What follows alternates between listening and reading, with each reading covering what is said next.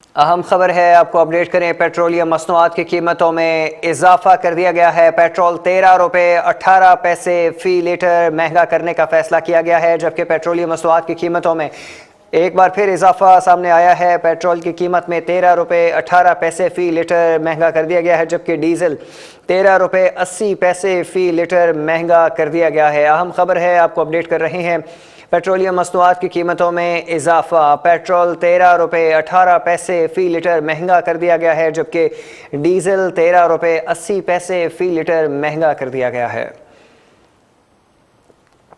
अहम खबर है, आपको अपडेट करें। पेट्रोलियम मसनूआत की कीमतों में इजाफे का फैसला किया गया है। पेट्रोल 13 रुपये 18 पैसे फ़ी लीटर महंगा कर दिया गया है, जबकि हुकूमत की जानिब से डीजल 13 रुपये 80 पैसे फ़ी लीटर महंगा कर दिया गया है। यह अहम खबर है, आपको अपडेट कर रहे हैं। पेट्रोलियम मसनूआत की कीमतों में इजाफे का फैसला किया गया है। पेट्रोल 13 रुपये 18 पैसे, जबकि डीजल 13 रुपये 80 पैसे फ़ी लीटर महंगा किया गया है।